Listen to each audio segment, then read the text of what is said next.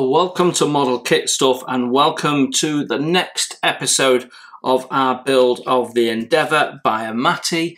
My name is Jason and today we are tackling figure 18 in the instruction manual. So let's read what it says. Prepare the rudder column 50 in clear brass colour with the base in natural wood.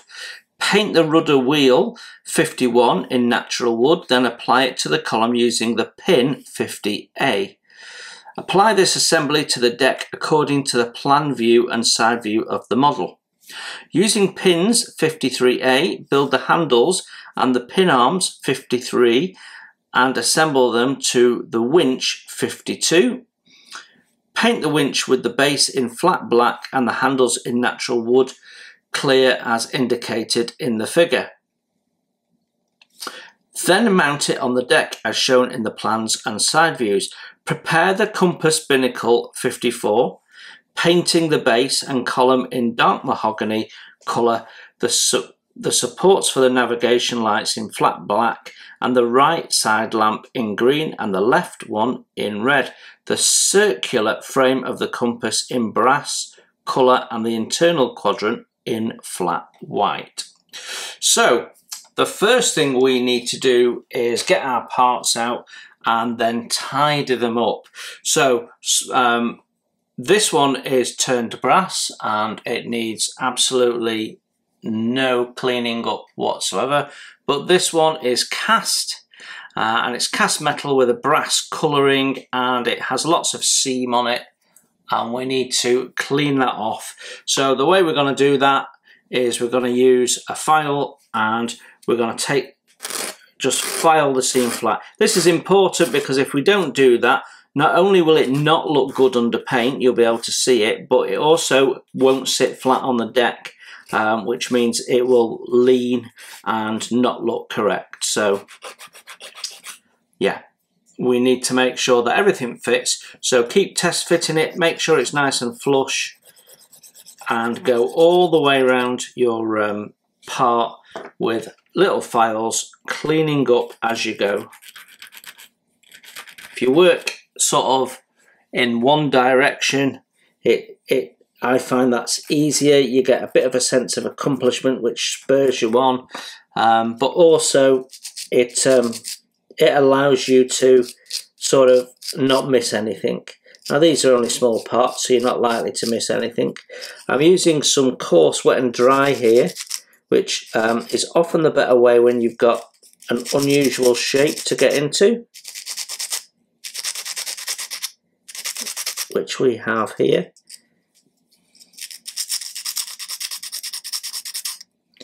When you can no longer see that seam, you know that you've dealt with it.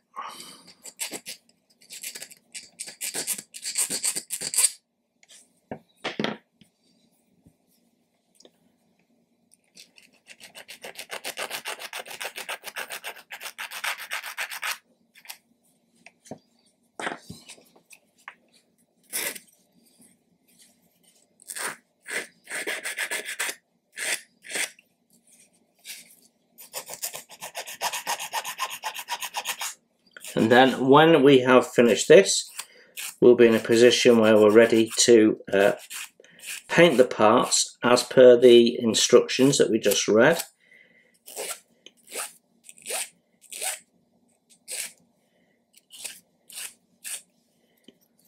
There we go, that's looking better already. So I'm going to carry on and clean the parts up and then I'll come back to you. With our main metal parts now cleaned up, we can start the painting process. And because this is metal and because I'm going to be using acrylics, I really need to add a primer. So I'm using a primer here. This is an acrylic primer. I'm not going to talk about brands because it really doesn't matter. Any primer will do. You don't have to get one that's specifically aimed at metal as such. But any primer, Vallejo, Ultimate, or any brand really that you can brush paint with. So we're going to brush paint all the areas that are going to be painted. Now on the turned brass one, that's just the base here. So we're just going to put a little bit on the base where we want to put paint and make sure that we don't get any on the area where we're not going to want to put paint.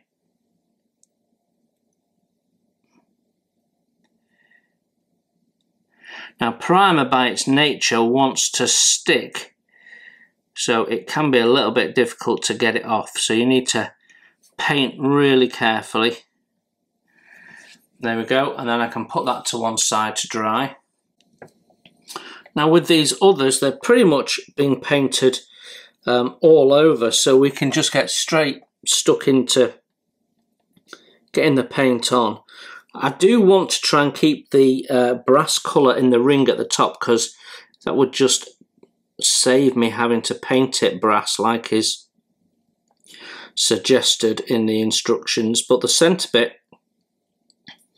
we need to paint white, so I'm going to just do that, and we can see managed to keep the brass there.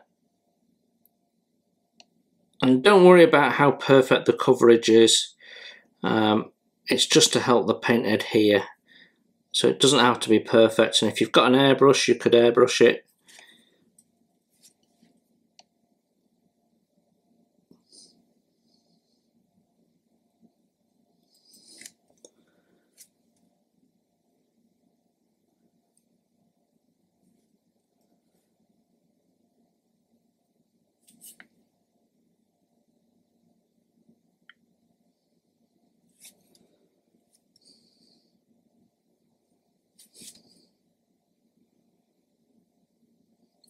Right, I'm going to carry on.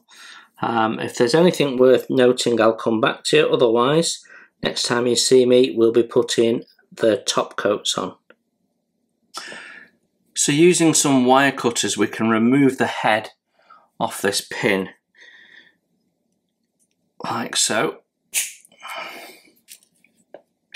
That then gives us a brass shaft that we can put through the pump.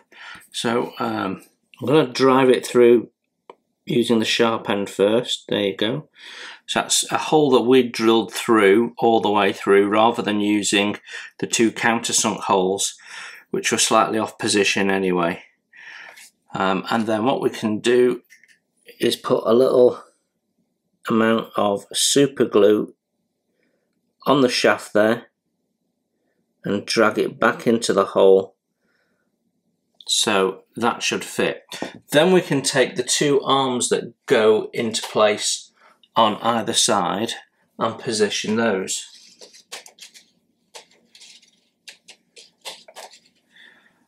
So whichever position you put them in, they need to be opposite to each other.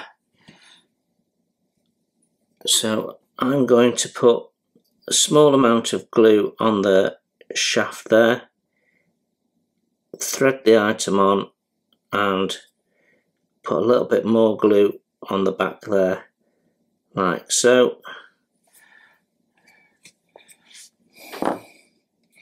And then we can position it to where we want it, which is going to be sort of at an angle.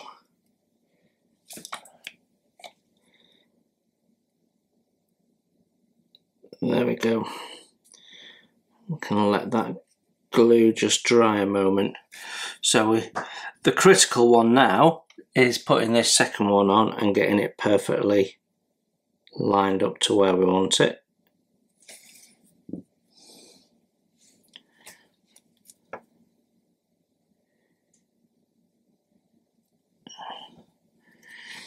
So what we want is it to be totally straight.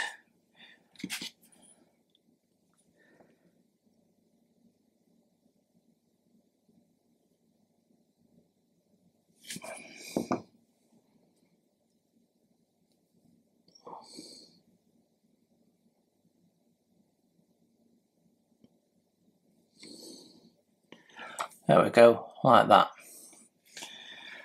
Okay, so we can leave that now to dry. and then that can be primed, but we want to put the little handles in, and we've got to trim the needle as well. So continuing to use the walnut paint that we've used for wood throughout the build, we can now start building the items, so painting the items I should say. So the base of this is walnut, the rest of it will be black.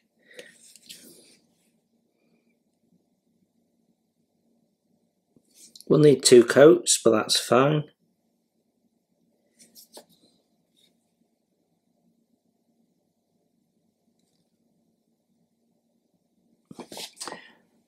And then pretty much all of this, other than a couple of little bits, is painted in this wood colour.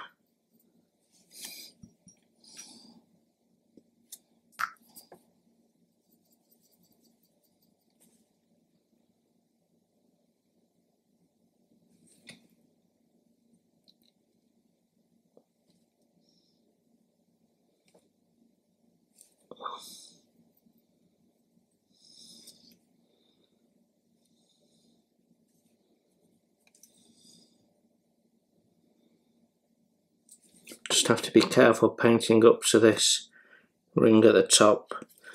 We've very carefully preserved the brass there, and I don't want to go over it accidentally at this point.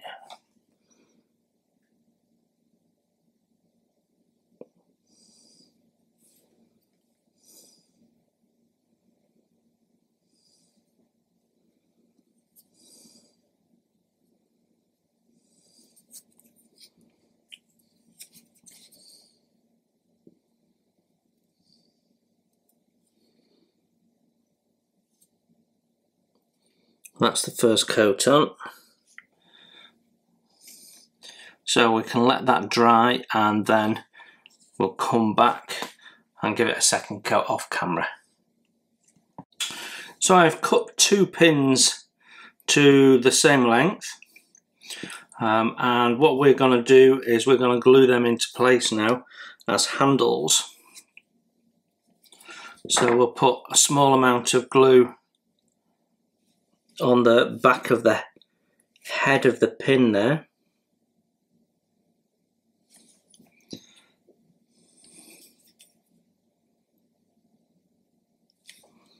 And we can drop that into place, like so.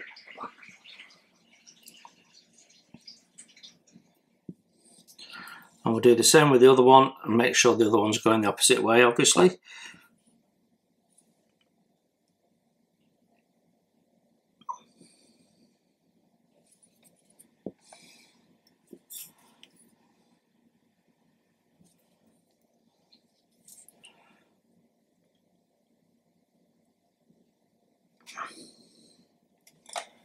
There we go, that is our hand pump made. So we'll let that dry, give that a prime and paint it up. So I'll come back to you when we're doing something a little bit different.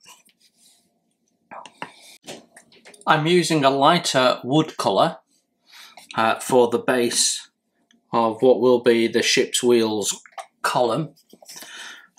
So with the primer dry, we can just go in.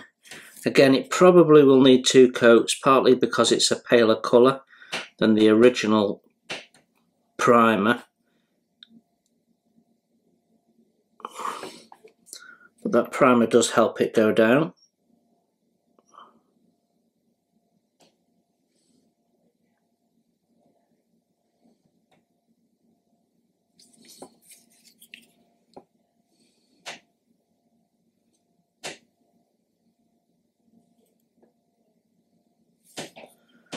So we'll give this 10 to 15 minutes to dry off, and then we'll come back and give it a second coat. So once again, we've cut the pin to length, and what we're going to do is we're just going to put a little bit of glue on the end of the shaft here, It's quite a loose fit, so the glue won't ooze out, it'll just get driven in to the location hole. And hold that wheel into place. There we go, and that actually completes the ship's wheel. So I'll just leave it to dry off, and I'll continue painting the other parts. Now painting the black parts in, and we started with very carefully painting the arms to make sure we didn't paint out any of the brown that we'd painted on the handles there, and then all of the rest of the body on this can then be painted black. So your test that everything's painted is to make sure you can't see any of the original grey primer that we put down. So if you can see primer, that's not a great look. We don't want to see any of that grey, so make sure that there is no grey showing and you're in a good place.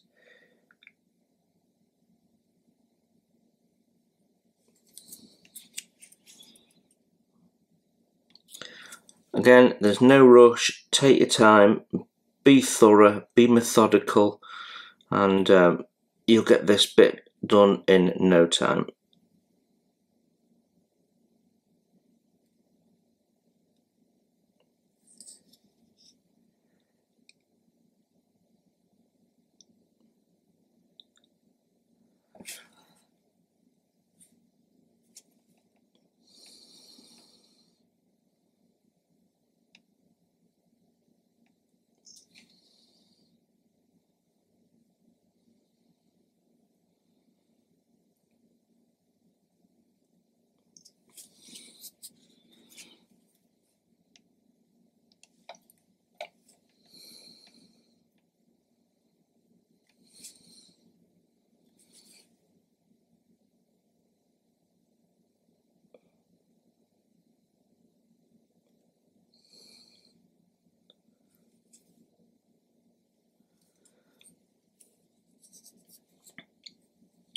Now we've got some black to do on here as well. So here we have to be much more careful. Although we are going to be painting the little balls different colours, so it doesn't matter if we get black on those, but we want to make sure we get nothing on the wood and that we keep it nice and smart.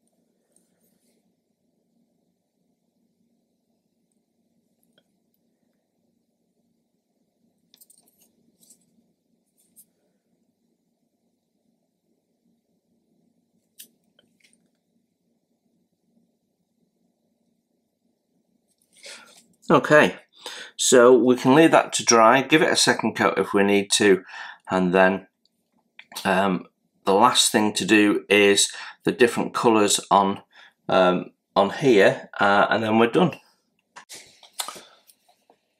So as we look at this, we have this little box on the back here, and we need to have that facing us so that we make sure that we are painting the correct one red.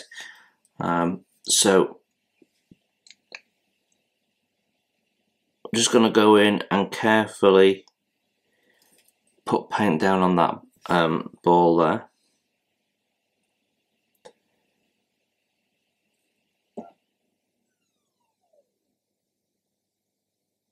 There we go, like that. And then the other side is green. It needs to be a bright, vibrant green, like a jade green type colour. And then that is done. But because we're going to handle these, I'd recommend giving them a coat of clear varnish. You could go with a satin, would probably be a nice solution for that. So let's do that. So simply coating everything in a satin clear varnish. I'm using Vallejo polyurethane satin varnish, but the brand really isn't that important as long as you've got something that's going to seal it in, so that when you're handling the parts and placing the parts, you're not rubbing any paint off or damaging them in any way. It's just going to protect the finish. And in the future, when you've got your model on display, it'll just make sure that if you ever come to clean it, that you're not going to do any damage to the paintwork. So it's definitely worth doing. So just one thin coat, seal everything in. It will be noticeable if you miss any, because you'll have matte paint visible. So you do need to make sure that everything's covered nicely. You can tell when something's been done because it goes glossy and shiny until it dries. So you have to act fairly quickly and also methodically, so that you know which areas you've done, because it's quite quick drying, this stuff. So do everything, handles, the whole thing needs to be coated.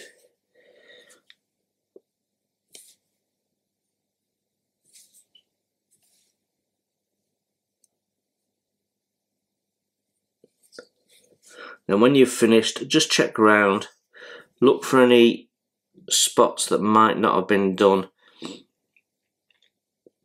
and make sure you're happy before you finish. And that is us done, so I'm going to let those dry and then we can glue them into place. With our parts now dry, we're ready to install them, referencing the positions laid out in the plans. So we're going to start with the ship's wheel and put in a little bit of medium CA right in the centre there. The reason we put it in the centre and we're not spreading it all over is that when we put this down, it will naturally spread and we don't want it oozing out from the bottom there. So this is going in the middle, like so. Now I'm doing this by eye, but if you like, you can measure the distance and mark it with a pencil, but I'm happy with it being done by eye. Then we have our pump or winder. I've been calling it a pump. I don't know that it's a pump. Maybe for winding in the sail, possibly. And again, you can measure and mark this if you prefer. The key thing is to make sure that you've got the arms nice and straight. So that is that. And then finally we have the compass, and that goes right in front of this skylight here. So make sure that you've got the little box facing away.